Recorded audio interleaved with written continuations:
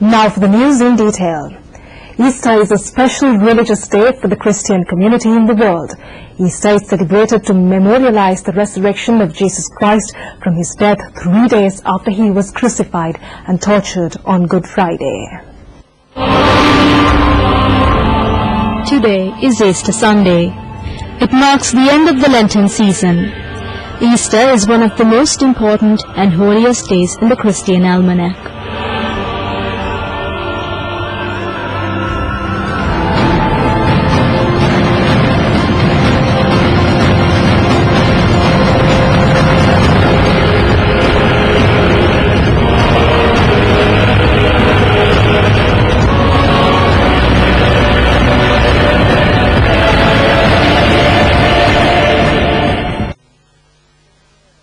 Easter Vigil services were conducted in almost all churches throughout the country.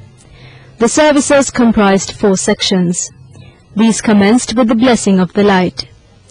It was from this fire that the Easter candle was lit and taken in a procession into the church.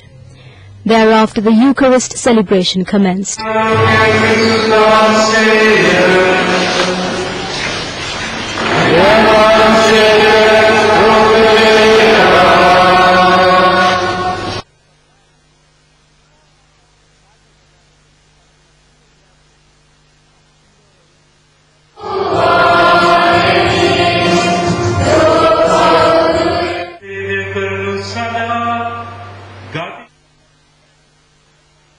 During this service, the devotees lit their Easter candles and made their baptism renewal.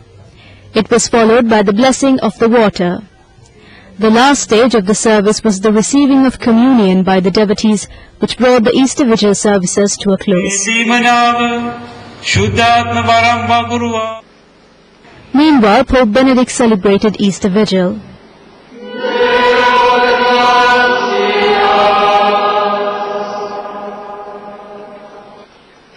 He presided over the evening service in St. Peter's Basilica, commemorating the night before Easter, when Christians believe Christ rose from the dead.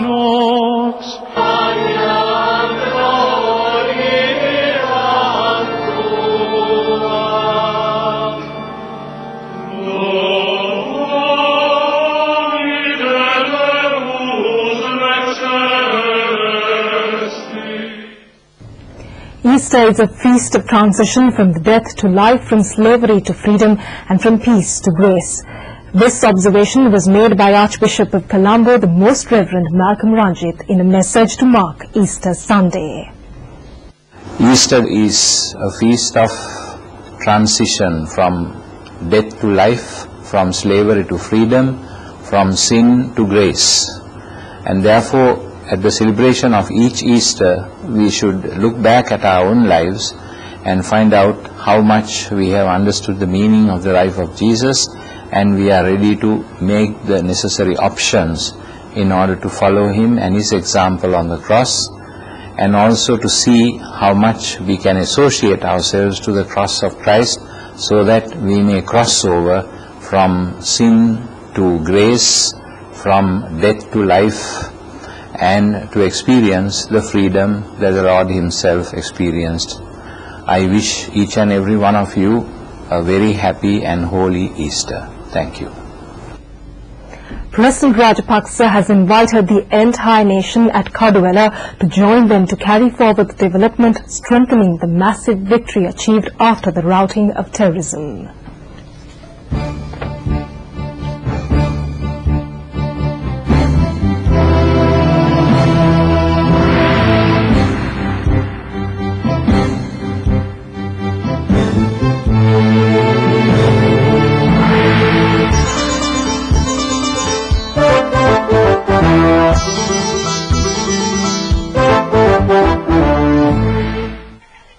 රට අපි බේරගත්ත ඇත්ත. නමුත් අපි දැන් රට බේරගෙන විතරක් මදි. මට ඕන රට හදන්න. රට සංවර්ධනය කරන්න. The president opined it is true that the country had been saved. This alone is not enough. His intention is to build and develop the country. He wanted to safeguard the country on behalf of the future generations. It is for this reason the President said he was calling on the masses to assure him a strong and stable government. He invited the nation to join hands with them to develop the country. He said all who were on the stage are his candidates. The President noted that they had fielded a better group which can work for the country. He appealed at this meeting to vote for the betel leaf to ensure a better life for the future generation through the development of the country. The President presided at the Kaduwala rally organized to strengthen the victory of the Freedom Alliance. It was held at the Buddhadasa Stadium in Palawatta last afternoon.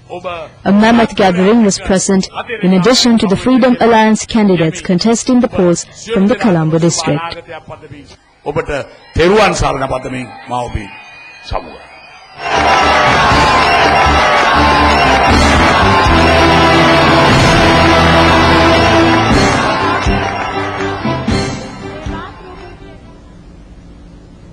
On more local stories, campaigning for the parliamentary elections will draw to an end at midnight tomorrow. Two main rallies presided by the President to consolidate the victory of the Freedom Alliance will be held today. The public meeting in Mathura under the President's patronage is due to commence at 2 p.m. Another public rally is planned at Gampaha. It is scheduled to begin at 4:30 p.m. In addition to candidates fielded by the Freedom Alliance, leaders of many political parties of the government will attend these meetings. The Prime Minister is also due to preside at several rallies of the Alliance today and tomorrow. The last campaign rally of the Alliance will be held at Midenia in South tomorrow. It will also be presided by the President. The Sri Lankan security forces have earned acclamation from the Bangladesh military. They have appreciated the pivotal role played by the Sri Lankan troops in rebuilding civilian life.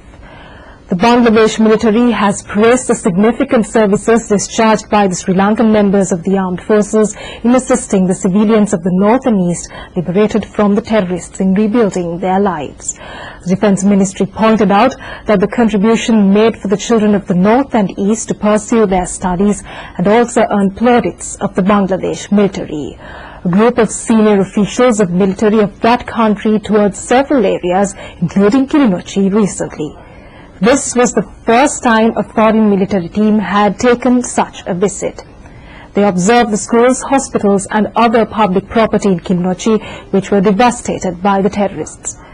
They were able to witness the truth of the statements made by the LTTE, the world's deadliest terror outfit.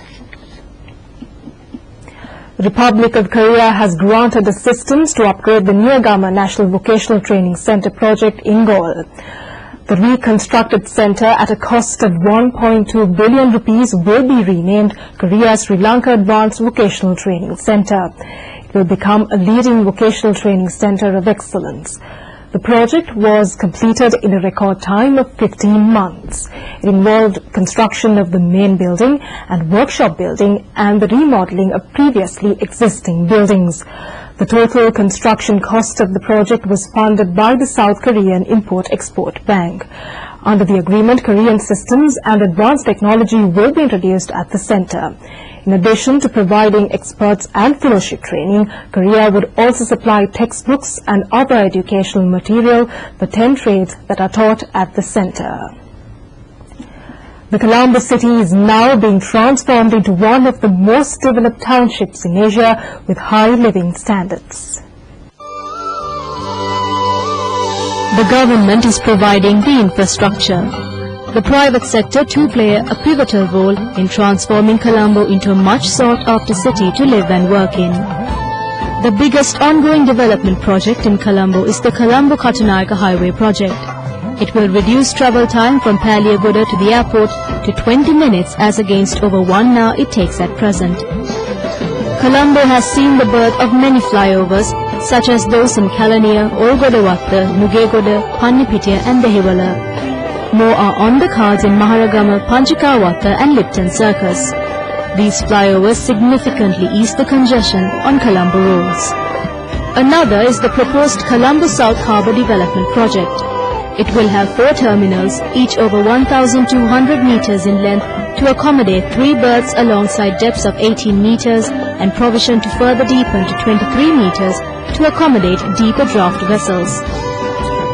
Havelock City is the largest residential and commercial development project launched by the private sector, adding more colour and dignity to the city of Colombo.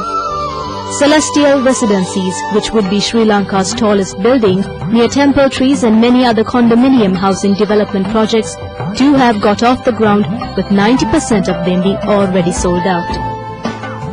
The 156-acre Mahinda Rajapaksa International Stadium in Diyagama, Homagama, is the best sports arena in the city of Colombo, providing facilities to host rugby, soccer and a synthetic track for athletics.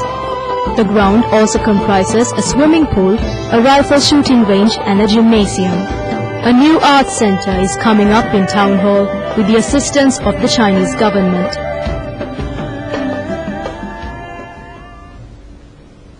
Investment opportunities will be available in the north as the region ventures into the development process.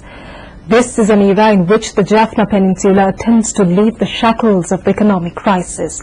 They look for new channels to invest money that they